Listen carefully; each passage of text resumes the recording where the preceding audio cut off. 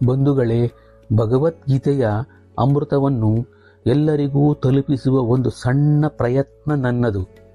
ಪ್ರತಿಯೊಂದು ಅಧ್ಯಾಯವನ್ನು ಸರಳ ವಿವರಣೆಯೊಂದಿಗೆ ಹಂತ ಹಂತವಾಗಿ ನೀಡಲಿದ್ದೇನೆ.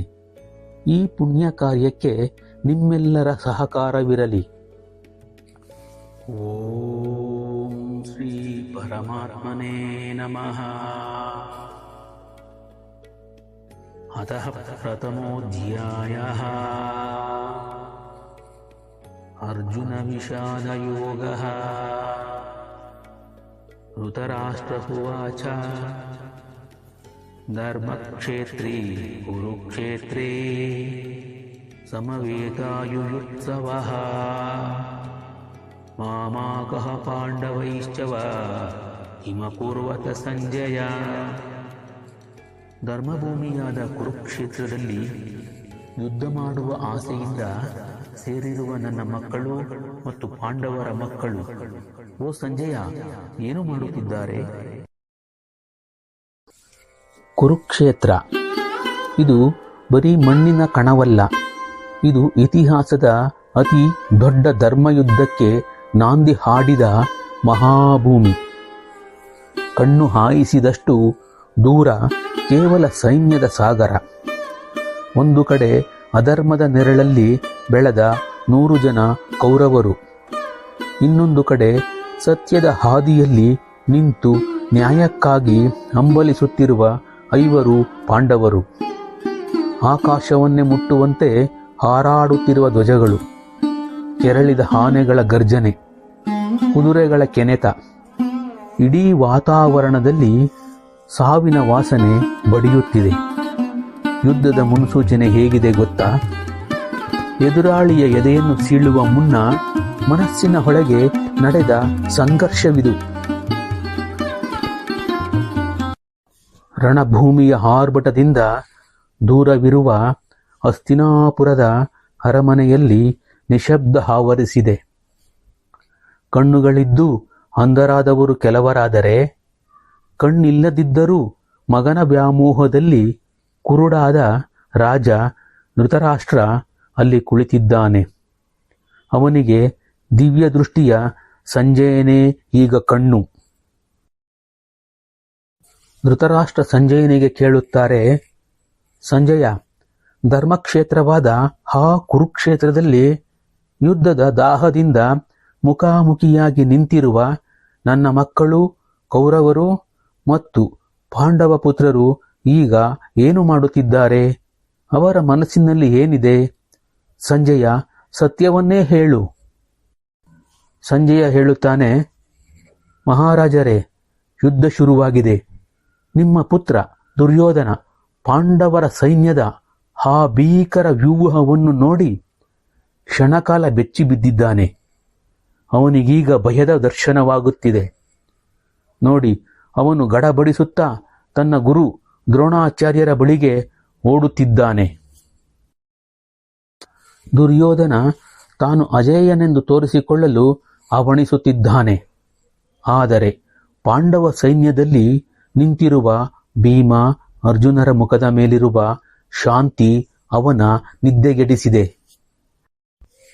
ದುರ್ಯೋಧನ ಕೋಪ ಮತ್ತು ಅಹಂಕಾರದಿಂದ ಹೇಳುತ್ತಿದ್ದಾನೆ, ಗುರುದೇವ, ನೋಡಿ, ನಿಮ್ಮ ಶಿಷ್ಯ ದೃಷ್ಟದ್ಯುಮ್ನ ಎಷ್ಟು ಚಾಣಾಕ್ಷತನದಿಂದ ಸೈನ್ಯವನ್ನು ನಿಲ್ಲಿಸಿದ್ದಾನೆ. ಅಲ್ಲಿ ಭೀಮ, ಅರ್ಜುನ, ವಿರಾಟರಂತಹ ಮಹಾರಥಿಗಳಿದ್ದಾರೆ. ಆದರೆ ನಮಗೇನು ಕಡಿಮೆ? ನಮ್ಮ ಸೈನ್ಯದಲ್ಲಿ ಸ್ವತಃ ಭೀಷ್ಮ ಪಿತಾಮಹರಿದ್ದಾರೆ. ನೀವಿದ್ದೀರಿ, ಕರ್ಣನಿದ್ದಾನೆ. ನಮ್ಮ ಸೈನ್ಯ ಅಜೇಯ. ಆದರೆ ಪಾಂಡವರ ಬಲ ಸಾಲದು ಎನಿಸುತ್ತಿದೆ. ಸೈನಿಕರೇ, ನೀವೆಲ್ಲರೂ ಪ್ರಾಣ ಪಣಕ್ಕಿಟ್ಟಾದರೂ ಸರಿ, ಭೀಷ್ಮರನ್ನು ರಕ್ಷಿಸಿ. ಈ ಯುದ್ಧ ನಮಗೇ ಗೆಲುವು ತರಬೇಕು. ಆಗ ಆರಂಭವಾಯಿತು ಆ ಮಹಾಘೋಷ. ಕುರುವಂಶದ ಹಿರಿಯ ಭೀಷ್ಮರು ಸಿಂಹದಂತೆ ಗರ್ಜಿಸಿ ತಮ್ಮ ಶಂಖವನ್ನು ಊದಿದರು. ಆ ಶಬ್ದಕ್ಕೆ ಪ್ರತಿಯಾಗಿ ಬಿಳಿ ಕುದುರೆಗಳ ದಿವ್ಯ ರಥದ ಮೇಲೆ ನಿಂತಿದ್ದ ಸಾಕ್ಷಾತ್ ಪರಮಾತ್ಮ ಶ್ರೀಕೃಷ್ಣ ತನ್ನ ಪಾಂಚಜನ್ಯವನ್ನು ಮೊಳಗಿಸಿದನು. ಅರ್ಜುನನ ದೇವದತ್ತ ಮರುಧ್ವನಿಸಿತು. ಇನ್ನು ಭೀಮಸೇನ ತನ್ನ ಭಯಾನಕ ಪೌಂಡ್ರ ಶಂಖವನ್ನು ಊದಿದಾಗ ಆ ಶಬ್ದ ಬ್ರಹ್ಮಾಂಡವನ್ನೇ ನಡುಗಿಸಿತು. ಕೌರವರ ಎದೆ ನಡುಗಿತು. ಆಕಾಶವೇ ಹರಿದು ಬೀಳುವಂತೆ ಭಾಸವಾಯಿತು. ಯುದ್ಧಕ್ಕೆ ಸಿದ್ಧನಾದ ಅರ್ಜುನ ಕೃಷ್ಣನಿಗೆ ಒಂದು ಆಜ್ಞೆ ಮಾಡುತ್ತಾನೆ.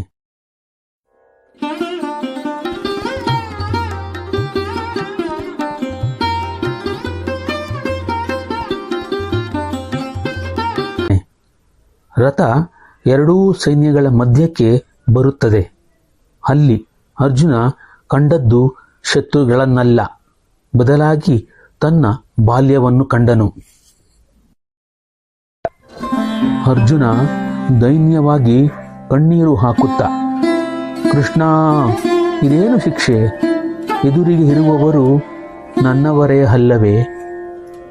ಇಗೋ ನೋಡು, ನನಗೆ ವಿದ್ಯೆ ಕಲಿಸಿದ ದ್ರೋಣರು, ಮಡಿಲಲ್ಲಿ ಹಾಡಿಸಿದ ಭೀಷ್ಮ ಪಿತಾಮಹರು, ನನ್ನ ಅಣ್ಣ ತಮ್ಮಂದಿರು, ನನ್ನ ಮಿತ್ರರು ಎಲ್ಲರೂ ಇದ್ದಾರೆ. ಕೃಷ್ಣ, ಇವರನ್ನು ಕೊಂದು ನಾನು ರಾಜ್ಯ ಆಳಬೇಕೆ? ನನ್ನ ಶರೀರ ನಡುಗುತ್ತಿದೆ. ಗಾಂಡೀವವು ಕೈಯಿಂದ ಜಾರಿ ಬೀಳುತ್ತಿದೆ. ಈ ರಕ್ತ ಸಿಕ್ತ ಸಿಂಹಾಸನ ನನಗೆ ಬೇಡವೇ ಬೇಡ ಕೃಷ್ಣ, ಬೇಡವೇ ಬೇಡ. ನಾನು ಯುದ್ಧ ಮಾಡಲಾರೆ. ಮಹಾಬಲಶಾಲಿ ಅರ್ಜುನ ಈ ದಿನ ಮಮಕಾರದ ಸುಳಿಯಲ್ಲಿ ಸಿಲುಕಿ ಅನಾಥನಂತೆ ರಥದ ಮೇಲೆ ಕುಸಿದು ಕುಳಿತಿದ್ದಾನೆ. ಧನುರ್ಧಾರಿ ಅರ್ಜುನ ತನ್ನ ಶಸ್ತ್ರಗಳನ್ನು ತ್ಯಜಿಸಿ ಕೃಷ್ಣನ ಪಾದಕ್ಕೆ ಶರಣಾಗಿದ್ದಾನೆ.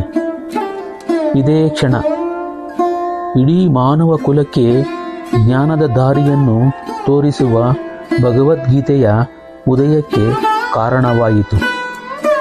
ಅರ್ಜುನನ ಈ ಕತ್ತಲೆಯನ್ನು ಕೃಷ್ಣ ಹೇಗೆ ದೂರ ಮಾಡುತ್ತಾನೆ? ಜಗತ್ತಿನ ಅತಿ ದೊಡ್ಡ ರಹಸ್ಯವನ್ನು ಕೃಷ್ಣ ಹೇಗೆ ಬಿಚ್ಚಿಡುತ್ತಾನೆ? ಮುಂದಿನ ಅಧ್ಯಾಯದಲ್ಲಿ ಕೃಷ್ಣನ ಮೌನ ಮುರಿಯಲಿದೆ. ಜೀವನದ ಮಹಾಸತ್ಯ ನಿಮ್ಮ ಮುಂದೆ ಬರಲಿದೆ. ತಪ್ಪದೇ ನೋಡಿ ಸಾಂಖ್ಯ ಯೋಗ.